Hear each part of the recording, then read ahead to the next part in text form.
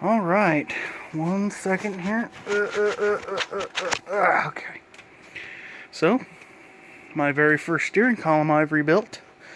New blinker switch, tilt wheel, auto on the... It is not as hard as I thought it would be. The only special tool I really needed was the locking plate tool. That's it. Everything comes off pretty easy. Knock a pin out, screw, unscrew. That doesn't unscrew. Sorry, that doesn't unscrew until you pull it out. That is part of the blinker switch. That one does unscrew. Tilt wheel. Unscrewed everything off of here. I still have the seal for the firewall. I am cleaning up. The other plate to it is over there in paint. I painted it gloss black because you won't see it outside. You only see it inside. The only thing left to do now is put it on before I put the 90s model GMC wheel on. This is the bracket that holds it up. Now, I plan to modify this and kind of, let's see here, slide it forward. So I'm going to be cutting these ears off and welding them about an inch forward. And I'll gusset them to make sure they're, still got a lot of meat. After I make sure how far I can push the steering column forward. Because if you can't push the steering column forward, you can't slide that forward. So, get that. I'd like to get it, honestly, about right there up onto the column would be nice. Right now it's like back here. So, we'll figure that out when it gets to it. But now that that's done, I'm going to start some other thing. First thing I need to do is throw away the rest of these steering column parts, which I am not going to use. That's the straight shaft, all the pieces to it. I got what I needed off of it, and I was like, how do you take the rest apart? So I took it apart and checked it out. But I have another bracket just in case this one don't work out. All that other stuff goes in the garbage. I have an extra... Well, actually, I don't have an extra because this end on here is shaped completely different than the other one. Can't use it. The other one, the good thing is the blinker switch actually was the same, so I could use it, but this one has a button. Won't be using it. And there is no other tilt because this one was tilt and the other one was straight. So, yeah. I did paint this all flat black again, along with the end in the bed down there.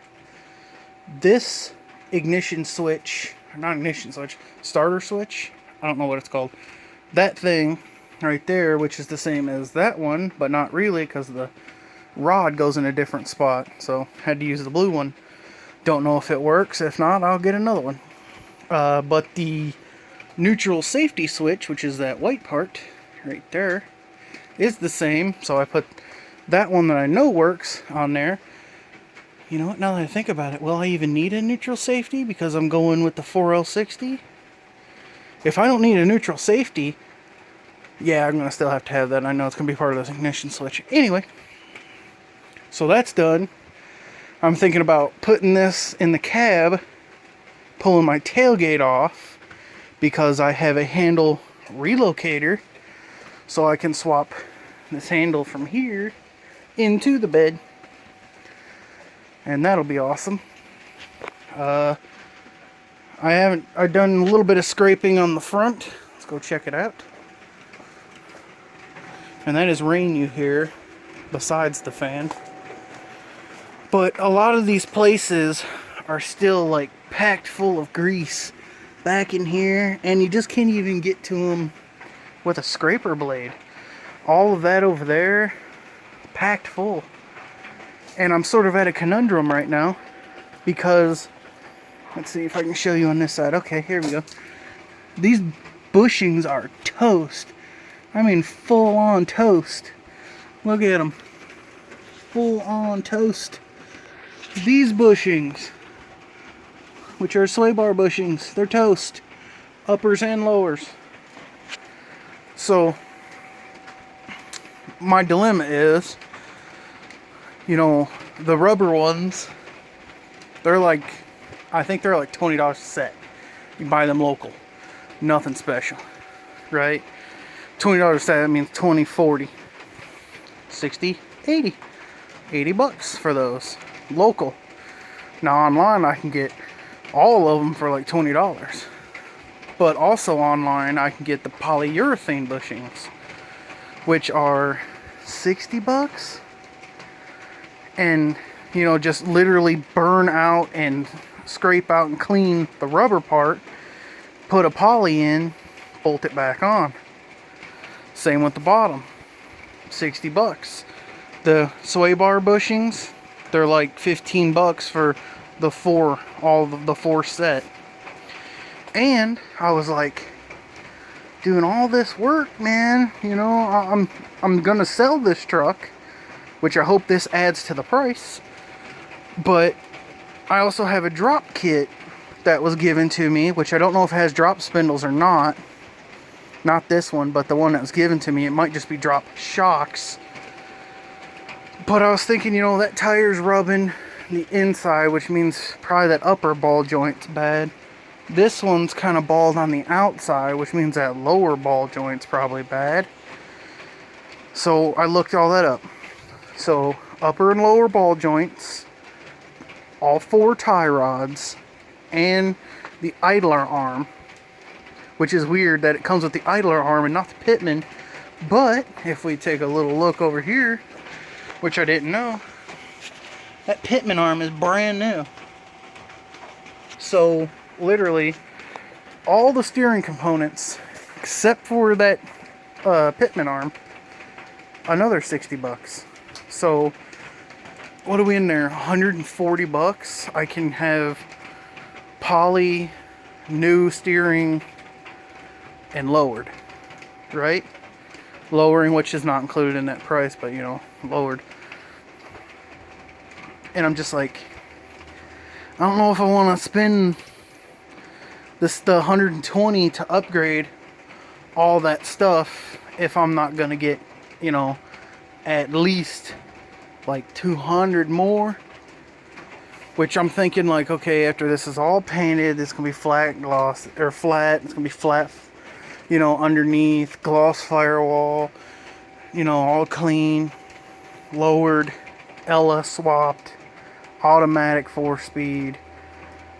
I was gonna ask 14 for it, 14,000. But if I do like the poly and the full suspension, and I mean, I went above and beyond on the firewall, I'm gonna go above and beyond on the frame. Can I get like 16 or 18 out of these? I don't know. So that's where I'm at the conundrum. And I'm rambling on now. Anyway, I still got a lot of cleaning to do here. I need to get these wheels off so that way I don't get any more grease on them and stuff. They need to be polished up too. I need to crawl under and finish removing the rest of the gas lines. Now that I say that, your rear brake line runs with those. So before you go shooting in there with a cutoff wheel or something, which would be stupid anyway because you're going to blow yourself up, remove your gas lines. I just used a pair of 10 snips, which sucked, by the way, but that's what I had that wouldn't cause a fire. Cut them, pull them out this way, yank them to the side. Then leave your brake line in there.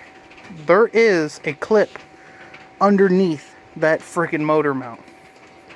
And I was going to remove them, but those two and those two bolts right there are not welded nuts on the back. So you will have to get a wrench up inside the control, or up inside the cradle. So I just went, nah. I'll just cut them on that side, pull them forward, throw them out. Other than that though, that's where I'm at. Well, I went ahead and made the decision and already ordered the parts. New control arm bushings, uppers and lowers. They were cheap, 56 bucks. And they're poly. So polyurethane control arm bushings. Now what that's really going to do is if you You see how stiff that is? It's because it's holding. The polys will let all that move a lot easier. I also went ahead and said screw it and ordered all of the tie rods, the idle arm, pitman arm, and all 4 ball joints. So that's getting fixed just because tires. And the next thing I need to do real quick is measure this sway bar and get the sway bar bushings. Might get them in poly if I can find them cheap enough.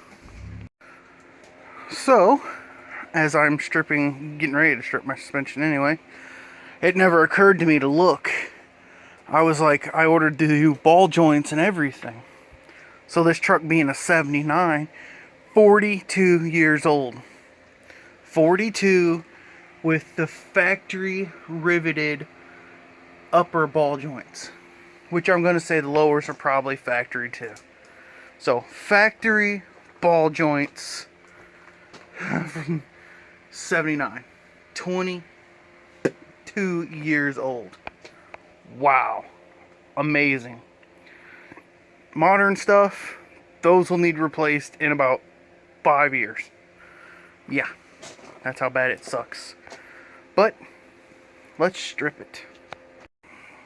Alright, so after unbolting the tie rods and everything and dropping the drag link, whatever you want to call it, off, it's pretty bad actually. Now the only thing I'm going to keep is in fact going to be the centerpiece, which is the drag link.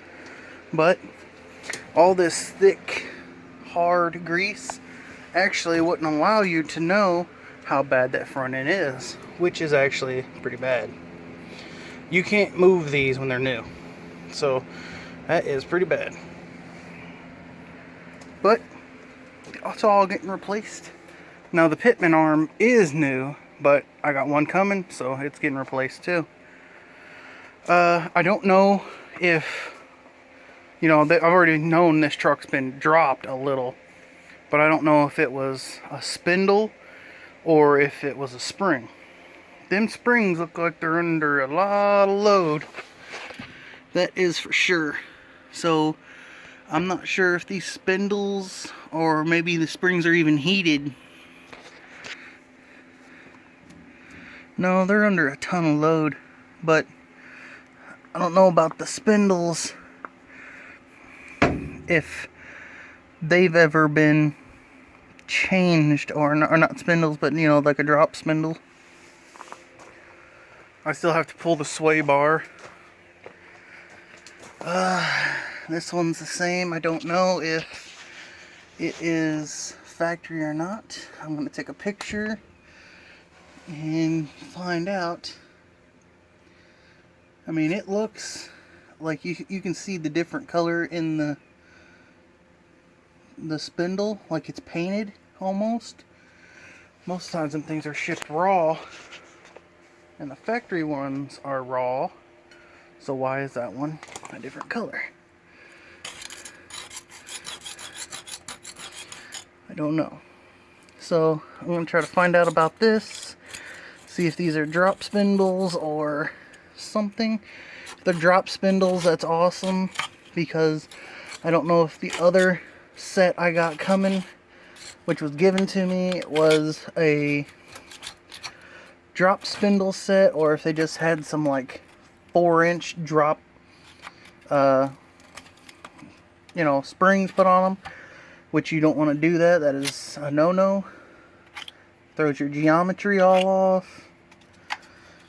But anyway, so I'm trying not to clean these up too much because they could be getting replaced. They are gross.